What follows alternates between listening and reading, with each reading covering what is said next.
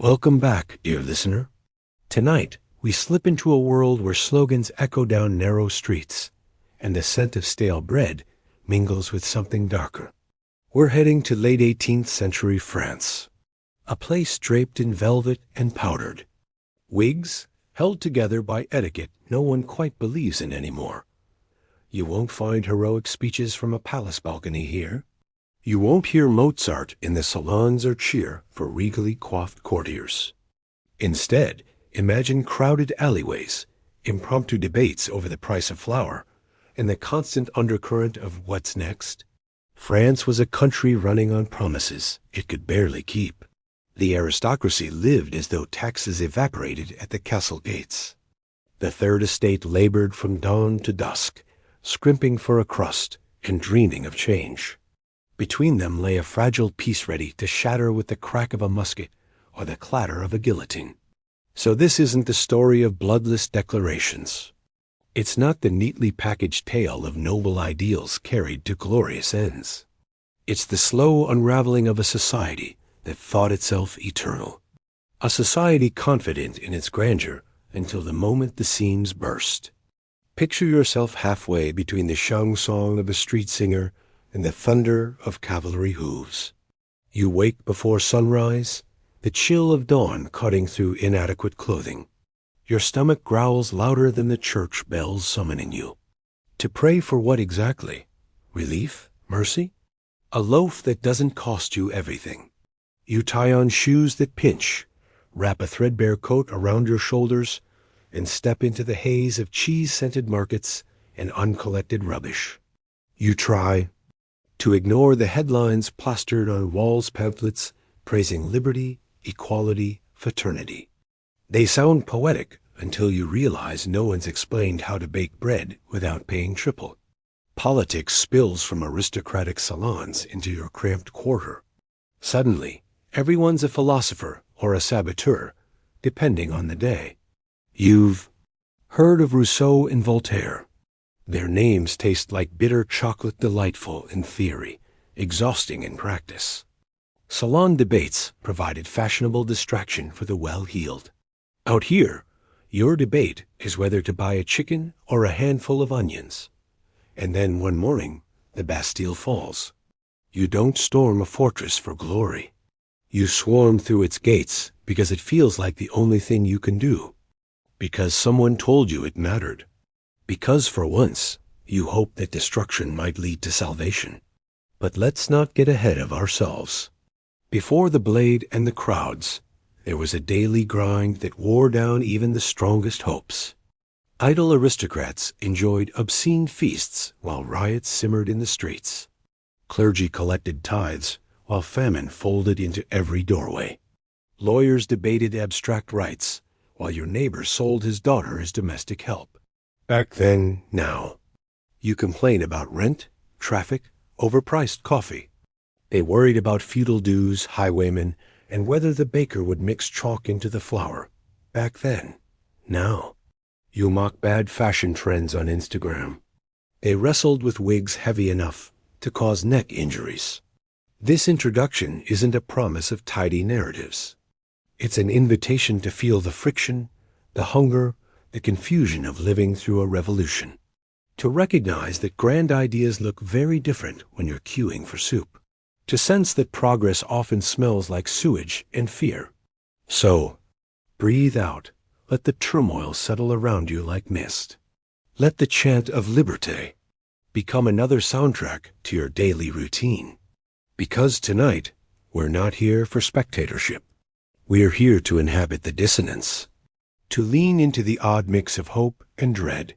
To understand that revolutions aren't elegant. They're loud, ugly, and impossible to ignore. They're pitchforks and pamphlets, sermons and scandals, rumors, and razor blades. And you standing in that swirl are as human as any revolutionary hero. You're there for the same reasons. A belief that something must change. A fear that it might all get much worse.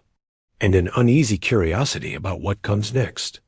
Let's begin our journey at the roots of that unease. To trace how hunger became a rallying cry and how philosophical pamphlets ignited a powder keg. 2. Feel the tremors beneath Paris's cobblestones, and to know that those tremors reached every corner of France. Welcome to the unraveling. Welcome to the discord. Welcome to the revolution not as a spectacle, but as an experience. One that will leave you questioning everything you thought you knew about justice, order, and the price of a loaf of bread. And when it all comes crashing down, remember, you wouldn't have done any better. You're in good company. Let's step forward together into the rumble and roar of 1789.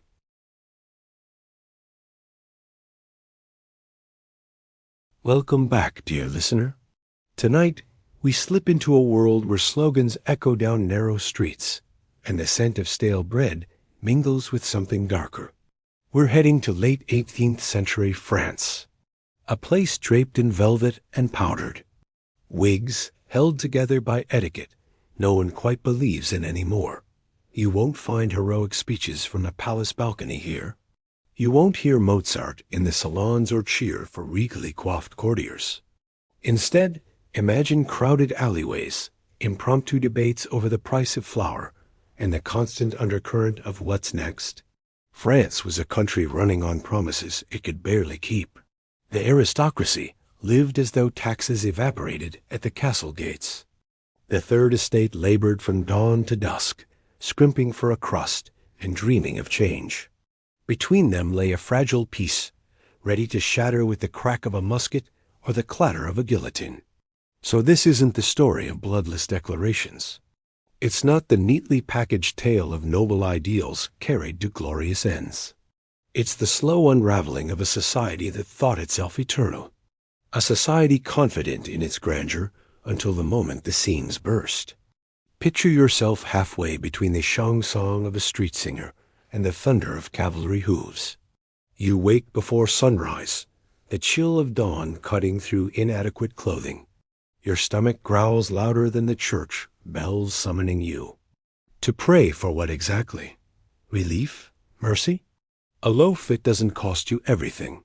You tie on shoes that pinch, wrap a threadbare coat around your shoulders, and step into the haze of cheese-scented markets and uncollected rubbish. You try to ignore the headlines plastered on walls' pamphlets praising liberty, equality, fraternity. They sound poetic until you realize no one's explained how to bake bread without paying triple. Politics spills from aristocratic salons into your cramped quarter. Suddenly, everyone's a philosopher or a saboteur, depending on the day. You've heard of Rousseau and Voltaire. Their names taste like bitter chocolate, delightful in theory, exhausting in practice. Salon debates provided fashionable distraction for the well-heeled. Out here, your debate is whether to buy a chicken or a handful of onions. And then one morning, the Bastille falls. You don't storm a fortress for glory. You swarm through its gates because it feels like the only thing you can do. Because someone told you it mattered. Because, for once, you hope that destruction might lead to salvation. But let's not get ahead of ourselves. Before the blade and the crowds, there was a daily grind that wore down even the strongest hopes. Idle aristocrats enjoyed obscene feasts while riots simmered in the streets. Clergy collected tithes while famine folded into every doorway. Lawyers debated abstract rights while your neighbor sold his daughter as domestic help.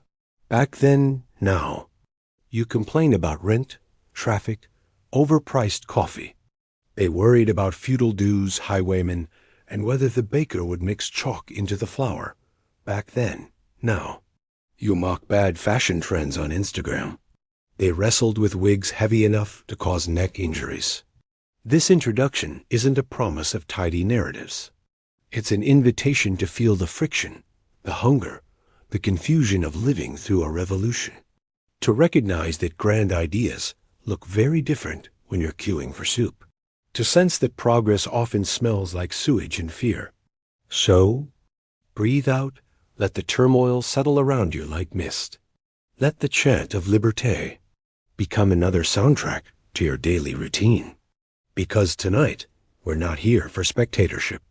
We're here to inhabit the dissonance, to lean into the odd mix of hope and dread, to understand that revolutions aren't elegant.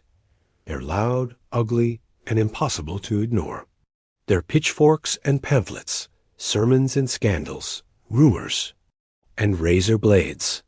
And you standing in that swirl are as human as any revolutionary hero. You're there for the same reasons. A belief that something must change. A fear that it might all get much worse. And an uneasy curiosity about what comes next. Let's begin our journey at the roots of that unease. To trace how hunger became a rallying cry and how philosophical pamphlets ignited a powder keg. 2. Feel the tremors beneath Paris's cobblestones, and to know that those tremors reached every corner of France. Welcome to the unraveling. Welcome to the discord. Welcome to the revolution not as a spectacle, but as an experience. One that will leave you questioning everything you thought you knew about justice, order, and the price of a loaf of bread. And when it all comes crashing down, remember, you wouldn't have done any better. You're in good company. Let's step forward together into the rumble and roar of 1789.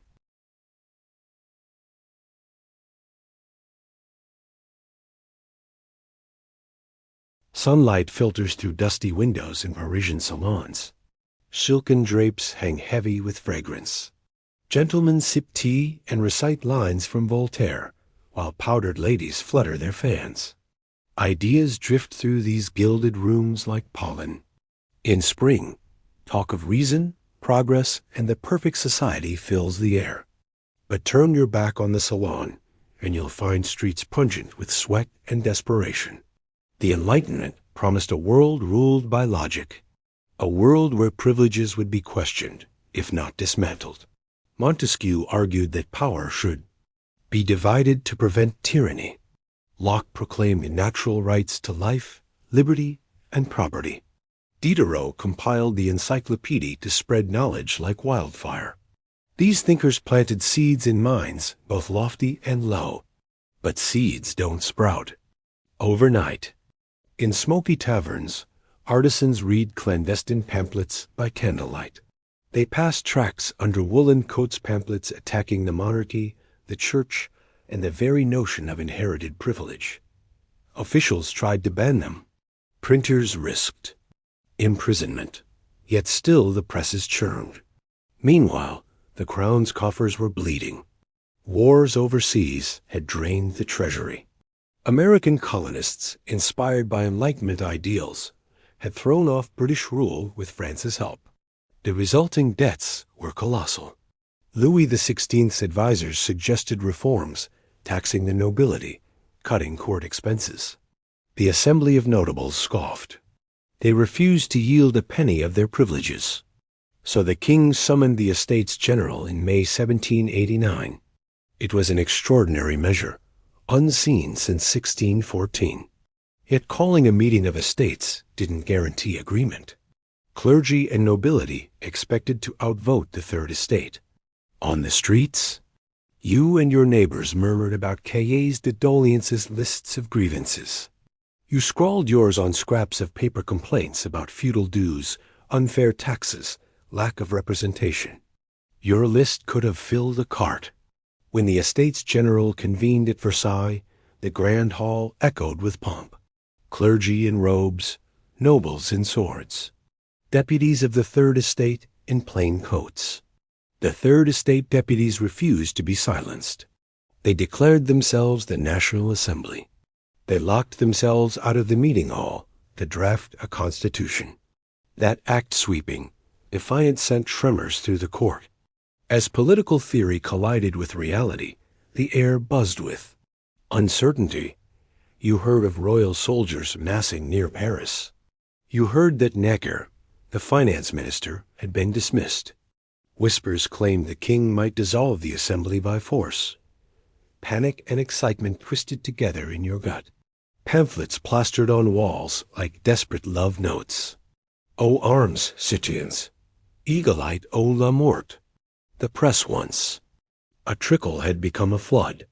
Anyone with a printing press could become a revolutionary or a reactionary. Rumors spread like wildfire, claims of hidden grain stocks, plots to starve the city, spies lurking on every corner.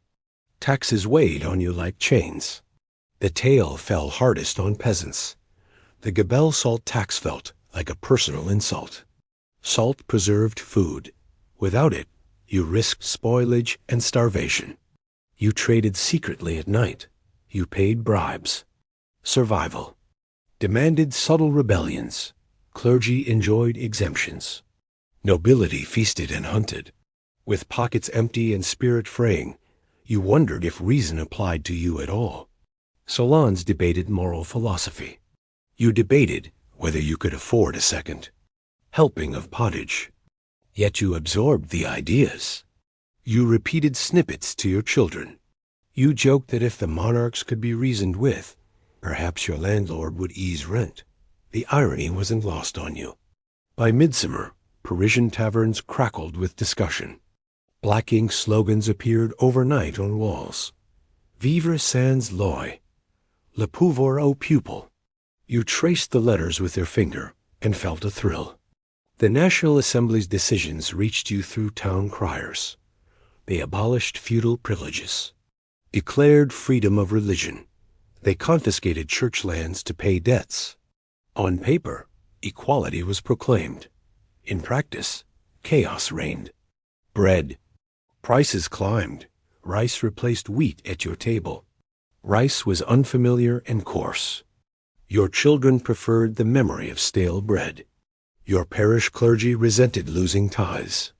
They complained of godless atheists marching under banners of reason. You missed the old priests who offered comfort, even as they took your coin. Now, you got sermons about civic virtue and the cult of reason liberty, crowned with a Phrygian cap replacing saints. The calendar itself was reborn. Months renamed to reflect nature's cycles: Vendémiaire, Brumaire, Frimaire. Weeks shortened. Sundays abolished. You tracked time by market days and church bells. This revolutionary calendar felt like rearranging deck chairs on a sinking ship. Through pamphlets and speeches, you learned of the Declaration of the Rights of Man. Its eloquence rang like music. All men are born free and equal in rights. You recited the passages in quiet corners, briefly believing the world was shifting. Belief didn't fill empty stomachs or mend torn shoes. It didn't stop a tax collector at your door. You knew liberty carried a price. You wondered if it would cost you your life. Yet in every tavern, alley, and market, energy crackled. You glimpsed a future where you mattered, where your voice reached beyond the vineyard and the plow, where you once invisible could demand justice. But electricity has a sting. It shocks before it illuminates. What spark brings light can also ignite fire. As summer waned, your pamphlet count outpaced your grain stores. Your taxes plateaued only to surge anew under successive decrees. You flagged down a deputy on the street something you'd never dared before. You asked for help. He shrugged. We have new laws. Problems will be solved. You wanted to laugh. You wanted to cry. Mostly you wanted bread. So you waited and you read and you argued with your neighbors. All while salons celebrated abstract freedom and courts concocted new taxes. In the haze of idealism and paperwork, you learned a bitter lesson. Revolution begins with ideas, flares with rhetoric, and too often ends in confusion. You sensed the cracks widening beneath Versailles. Soon, those cracks would become chasms, and the world you knew would disappear. July 14th, 1789, arrives with a dawn too bright for your bloodshot eyes.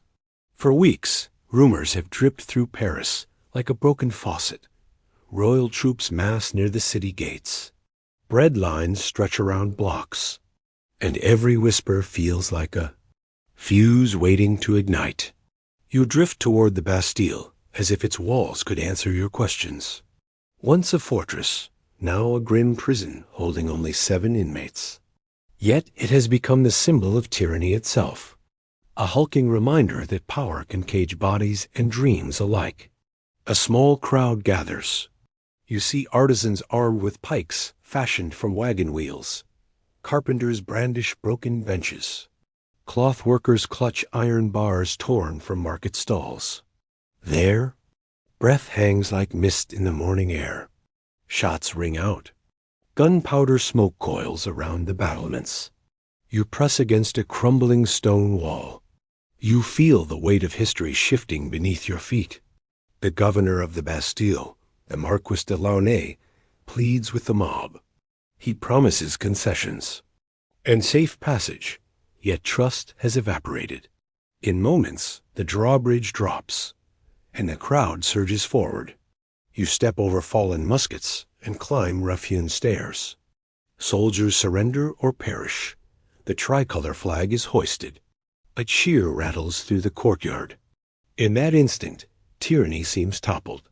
A fortress falls, and suddenly, everything feels possible. You hear shouts of "Vive la liberté" echo off the ramparts. You glimpse a world unbound from ancient edicts. But as the sun climbs higher, reality sets in. The Bastille contained only a handful of prisoners. Its wealth lay not in gold or arms, but in what it represented. The walls crumble not because they were strong, but because they were fragile symbols. In the days that follow, the mood shifts. Parliament debates the fate of Launay. Some demand mercy. Others thirst for blood. You observe the crowd's mood. Turn vengeful. You wonder whether liberation and vengeance are different sides of the same blade. Beyond Paris, the country reacts. News of the Bastille's fall reaches rural villages by wagon and word of mouth. Peasants armed with pitchforks and scythes march on chateaux. They burn feudal records and crush the ledgers that bound them. Manorial rolls go up in flames. This wave of panic becomes known as the Great Fear. It sweeps across provinces like wildfire. Peasants fear conspiracies of brigands, hired by nobles to starve them. In panic, they preemptively attack the very symbols of their oppression. You hear tales of terrified nobles fleeing under cover of night. Coaches rumble down country roads. Laity whisper that aristocrats abandon estates with only a few jewels. And a trunk of letters, those left behind barricade doors. They spray their servants with distrust. They bribe local officials for protection. Paranoia thrives in the absence of order. Rural uprisings send shockwaves back to Paris. You witness deputies scramble to contain peasant rage. They draft decrees abolishing feudal dues. They publish proclamations promising freedom from servitude. Yet you wonder if words can extinguish centuries of fear and resentment. In the city, you taste a bittersweet mixture of triumph and dread. For every banner raised in victory, a darker rumor spreads of revenge massacres. A mob storms the homes of suspected counter-revolutionaries. They drag victims into narrow streets. No trials, no pleas, only frantic cries and the clash of iron. You question whether the revolution is building a new order or simply swapping one tyranny for another. The guillotine has not yet appeared in all its grim glory, but you sense its looming presence. You feel its shadow in every heated debate and every act of spontaneous violence. Through it all, you grasp that symbols can unite people. A prison gate, a torn ledger, a makeshift flag. Yet symbols can also blind them. They can mask the complexity of reform and the moral cost of uprooting an entire society. And so you stand at the edge of change. You watch men and women chase an ideal. You hear the pounding of hooves carrying noble refugees. You smell smoke from burning manors. You taste ash in your mouth when you consider the price of freedom. The Bastille may lie in ruins, but its fall only signals the next trial. For tearing down a fortress is easier than forging a just society. And in that chasm between destruction and creation, anything can happen. You brace yourself for what comes next, still unsure whether hope or horror will fill the void left behind. The air still hums with exhilaration and uncertainty. The Bastille lies in rubble, but the rebuilding has only just begun. You wake to news that the monarchy has been suspended rather than abolished. Suspended feels like a polite word for we haven't decided whether to kill him yet. The National Assembly convenes at the Palais Royal. Deputies spill into galleries lined with curious citizens. Debate swirls around the Declaration of the Rights of Man. Its lofty articles promise freedom of speech, equality before the law, and the right to property. On paper, you are no longer a subject, you are a citizen. Yet every morning, you still queue for bread. Equality does little for your empty stomach. Liberty does little for your empty pockets. Fraternity? Well, brotherhood feels flimsy when your neighbor owes you rent. The Assembly tackles feudalism head-on. They vote to abolish noble titles, feudal dues, and tithes to the church. Manorial courts lose power. Serfs become tenants. On parchment, centuries of oppression vanish with a flourish of pens. In villages, peasants dance around burning feudal records.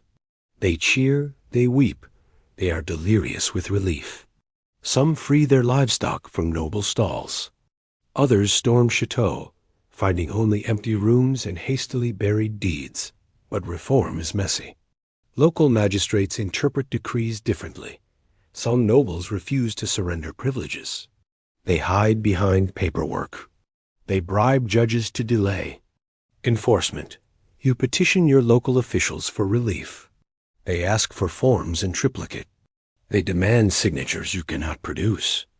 You realize that paperwork can be as effective as a locked gate.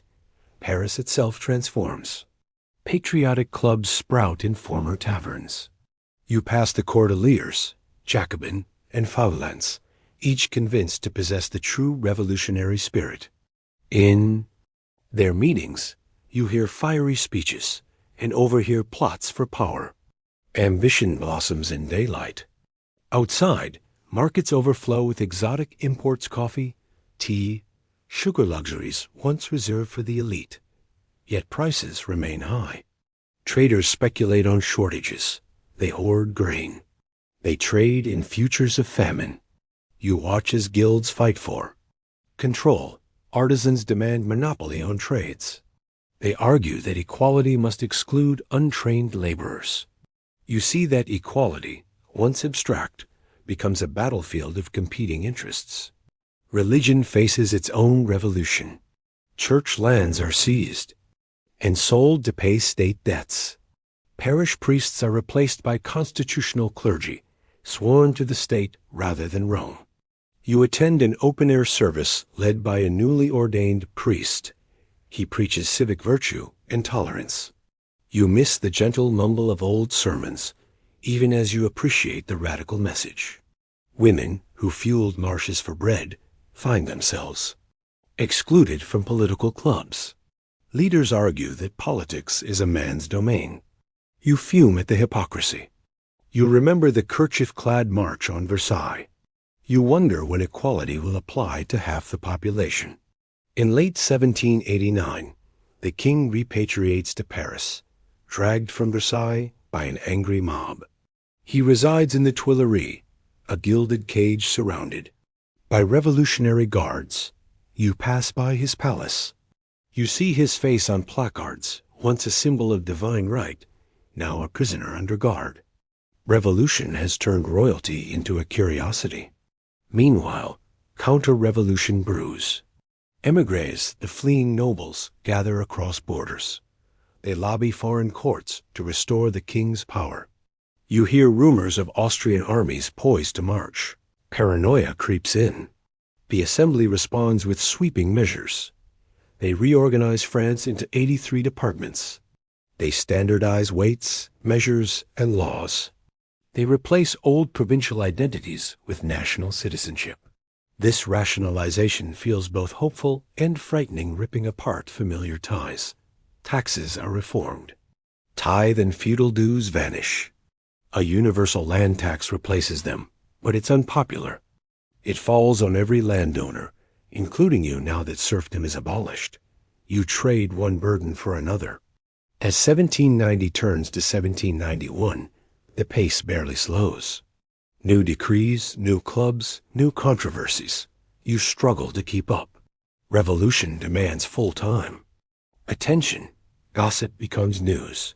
News becomes law. Law becomes violence. You overhear that emigres plot to poison grain supplies. You hear that xenophobia flares against foreigners and suspected royalists. You see crowds dragging aristocrats to prison cells. In every cafe, you sense a rumor ready to explode. Your simple wish for stability feels radical. You long for routine, one unbroken day of baking bread and tithing nothing. Yet routine is the enemy of revolution. Revolution thrives on change, on upheaval, on upending the old. And now the old order fights back. You clutch your coat against the chill of autumn. You recall the summer's heady optimism. You taste the first crisp of fear in the air. To be part of this revolution is to wear hope and dread on the same thread. It is to believe in progress, even as the ground quakes beneath your feet. It is to wake each morning expecting the world to be different, and to go to bed wondering whether you'll recognize it in the morning. Winter settles over Paris like a suffocating blanket. Rue after rue is cloaked in damp cold. You wrap your shawl tighter if you can still feel warmth after months of upheaval. The revolution, once a burst of hopeful fireworks, has become a grinding engine. Debates give way to decrees. Decrees give way to arrests. In these streets, liberty's anthem has warped into a dirge. Maximilien Robespierre rises through the ranks. His face, gaunt and resolute, appears on posters alongside the ominous slogan, "Terror is the order of the day."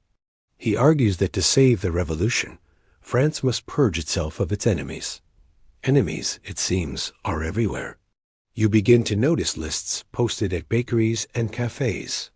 Under the heading Suspects, you find names of neighbors, co-workers, acquaintances.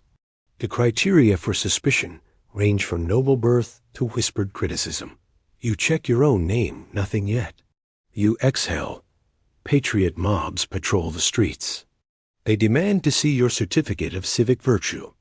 They search your papers, rifle through your garments for hidden notes. A simple wrong look can earn a slap or worse. The Revolutionary Tribunal, once meant for show trials, now swallows cases whole. No jury, no defense counsel. Accused stand before tribunals of judges hungry for conviction. Evidence consists of denunciations by informers' neighbors who once shared pottage with you. You hear of Brissodists, Girondins, Hebertists factions tearing each other apart. Intrigue seeps into every corridor of power. One group denounces another as conspirators or royalists. Trials accelerate, heads roll. The guillotine, introduced as a humane method of execution, becomes the revolution's grim centerpiece. You see it erected on the Place de la Révolution, the scaffold draped in black. From morning to dusk, its blade swings with mechanical regularity. Aristocrats, clergy, merchants, tavern keepers, housemaids, none are exempt. Crowds gather to watch. You resist the urge to join. Yet, you cannot look. Away, the guillotine's fall is both spectacle and warning. Each thud against the basket echoes like punctuation in your life. You think of Marie Antoinette, once a symbol of frivolous extravagance. Now she is paraded in a cart to her death. She steps to the scaffold with head held high. The blade falls. A hush, then a frantic scramble for souvenirs, lockets, gloves, bits of hair. Fear coils tighter. Names vanish from lists as quickly as they appear. You hear your butcher has been arrested for spreading royalist rumors. You hear your priest denounced for refusing to swear loyalty to the state. You hear your neighbor executed for hoarding potatoes. You realize that no one is safe. Every breath you draw becomes a silent prayer. Every glance over your shoulder feels heavier than the last. In private, you whisper of moderation. You dream of a return to reason. But moderation is the gravest crime of all. The Committee of Public Safety brands it as counter-revolutionary. Robespierre, the incorruptible, demands virtue above all. Virtue, it seems, requires absolute conformity. You are expected to love the revolution more than your own mother, to denounce those you once called friends, to sacrifice personal feeling for abstract purity. Food shortages worsen. Siege warfare against external enemies strains resources. The levy en masse calls every able-bodied man to arms. Women and children inherit the home front. You churn butter and mend uniforms. You sew flags. Every act of patriotism must be public. Private grief is suspect. If your eyes fill with tears at a funeral for the condemned, you risk suspicion. Art and culture undergo purges. Classical plays are banned. Poets pen revolutionary hymns. Artists sketch guillotine scenes. All creative expression is monitored for loyalty. You remember the early days pamphlets of hope and unity. Now, pamphlets demand obedience. Their pages list virtues like a shopping list: temperance, courage, devotion. You hope they include mercy, but mercy has no place here. Late one night, you hear drum beats outside. A cart rolls past your window. Inside, a man you once greeted on market day sits gagged. He disappears into a prison cell. You count days by executions. You lose track of weeks. The calendar reforms fade into memory. Rumors swirl that even Robespierre's allies fear he has gone too far. They whisper of a backlash. They speak his name in frightened tones. But in this season of terror, rumors can kill as surely as a blade. You keep your head down. Then comes the fall of Robespierre in July 1794. One crisp morning, you hear he has been arrested. You hear he has been condemned. And you hear his name will forever be synonymous with the revolution's darkest chapter. The blade claims him too, his brutality crushed by the very instrument he wielded. For you, the terror ends not with triumphant cheering, but with exhausted relief. The crowds disperse. The patriot mobs dissolve. The lists vanish from walls. You step outside and breathe. The air tastes like rain after a wildfire. You wonder if France can ever heal, if the revolution can be salvaged from its own excesses. Your daily grind resumes. Bread queues return. Tax collectors reappear, but the fear has left its mark. You carry it in your bones. You survive the terror, but at what cost? Your neighbors are gone, your priests silenced, your world irrevocably altered. The revolution has shed its terror, yet the promise of liberty remains tainted. You realize that the blade cuts both ways. The winter frost melts into muddy streets. Paris exhales an uneasy sigh. The terror is over, but meaning is still lost among ruins. The convention dismantles the Committee of Public Safety. Robespierre's name becomes a warning whispered in alleys. Moderation creeps back into fashion. For a moment, you dare to imagine calm. Yet calm arrives like a stranger awkward and distant. You queue for bread without the dread of lists. You sleep without nightmares of blades. But routine feels hollow. The Thermidorian reaction, the backlash against extremist rule sweeps through government. You watch deputies purge former revolutionaries. Bloodlust shifts sides. Former executioners become the executed. You witness the removal of Jacobin symbols. You see murals of liberty torn down. You smell cologne instead of fear. You taste wine instead of anxiety. A new constitution is drafted, the Directory promising stability through a 5-man executive. It reads like a manual for restraint. No single ruler. No grand slogans, No mass terror. On the streets, you notice fewer tricolor cockades. People greet each other with cautious smiles. You overhear jokes about guillotine fatigue.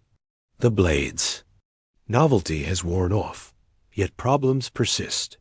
Food shortages linger. Inflation roars. Speculators profit from misery. You barter tooth by chipped tooth. Foreign monarchies, alarmed by revolutionary contagion, tighten blockades. Trade falters. You feel France is trapped between ideals and isolation. In 1797, royalist uprisings flicker in the countryside. You hear gunfire at dawn. You see farmers join bonfires with memories of Chateau. They demand a king. They demand order. They demand anything but this endless lurch between terror and indecision. Meanwhile, young General Napoleon Bonaparte returns. From Egypt, his letters home speak of glory and destiny. You glimpse his face on recruitment posters. A promise of order through conquest. He leads the coup of 18 Brumaire in November 1799. Overnight, the Directory dissolves. The consulate rises. Napoleon sits at its head. You pass his image on walls. He is framed not as tyrant, but savior. He speaks of the revolution's ideals: order, equality, national pride. You squint at the poster. You wonder if this is progress or déjà vu. The guillotine remains silent in public squares. Executions occur in secrecy. The blade's spectacle gives way to state control. You sense the revolution's radicalism is being repackaged. Napoleon grants amnesty to emigrants. He reconciles. With the church under the Concordat, he stabilizes currency. He rebuilds infrastructure. On paper, bread is affordable. Property rights are secure. Careers open by merit, not birth. You feel both relief and betrayal. Relief that chaos has waned. Betrayal that the crown may have simply changed hands. In 1804, Napoleon crowns himself emperor. A crown he places on his own head. The irony hangs thick in the air. You watch the ceremony on a hastily posted proclamation. You recall the fall of kings and the hope that no one would wear a crown again. Now another man sits above laws, robes, and republics. You ask yourself, did the revolution fulfill its promise or feed its own contradictions? Did it crush tyranny, only to elevate a new despot? Did it liberate people or exhaust them into submission? Your daily life finds a tentative peace. You cultivate a small garden patch. You teach your children letters and arithmetic skills once reserved for elites. You savor a meager but reliable loaf of bread. Still, you cannot erase memories of barricades and blades. They haunt your dreams. They echo in the civic festivals, celebrating the revolution's anniversaries. On July 14th each year, you watch parades on the Champs-Élysées. You applaud the soldiers who march in tight rows. You salute the tricolor flag. Some part of you believes in this new order. Another part wonders at what cost it was built. The revolution's noise has faded. What remains is a murmur of laws, dividends, and citizenship. You carry your identity as both victor and victim. History will call this era a triumph of liberty. You know it was also a lengthy struggle with hunger, fear, and moral compromise. You know that ideals, when wrestled into reality, often bleed. When you close your eyes, you see riot, scaffold, and prayer. You see pamphlets fluttering in wind. You feel the pulse of change echo in your chest.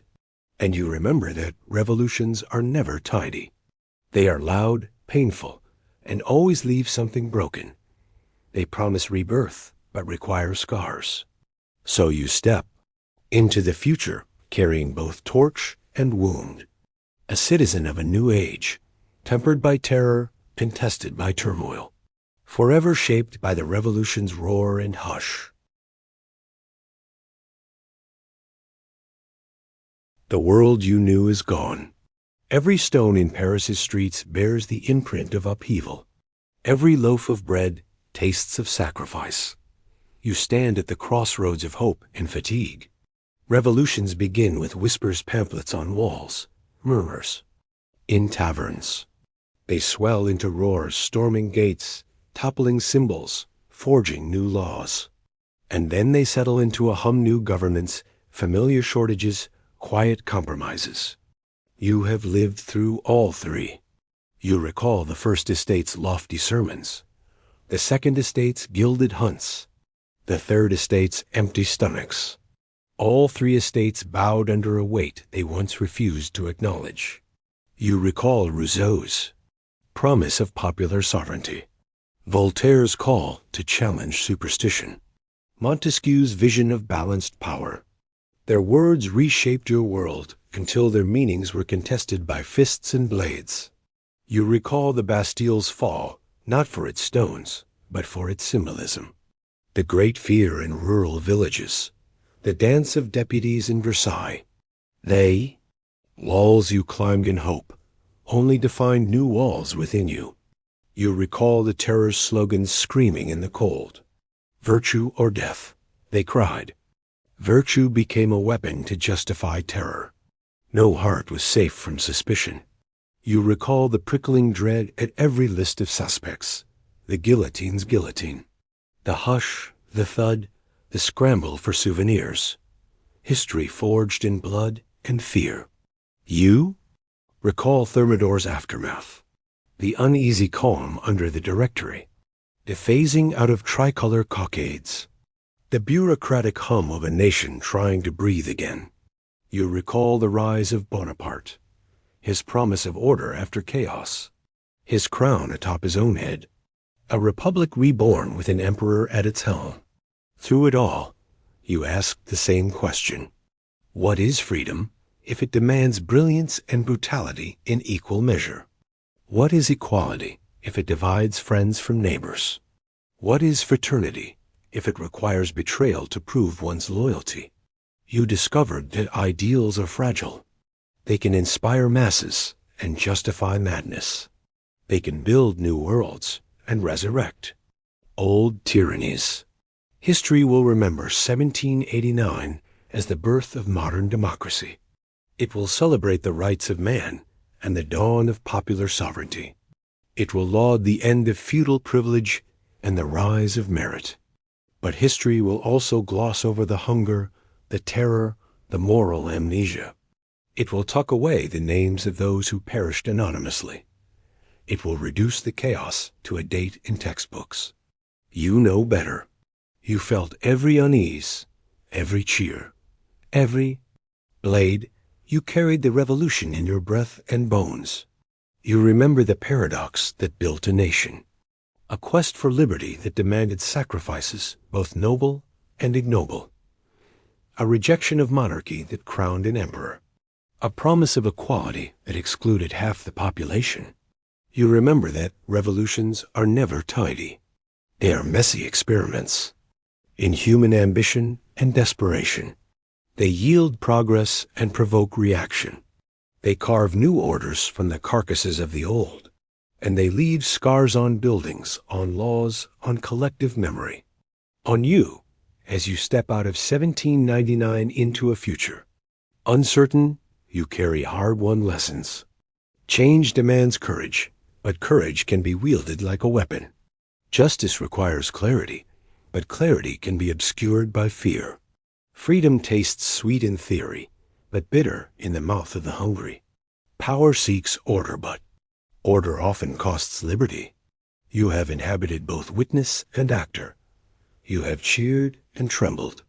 You have hoped and despaired. You have seen a world dismantled and reassembled in countless drafts.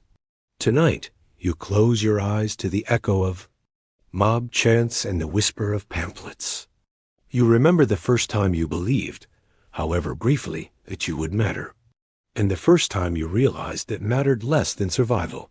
You carry the revolution within you, not as a tidy narrative, but as an ongoing tremor, a reminder that societies can fracture suddenly, then mend slowly if they mend at all.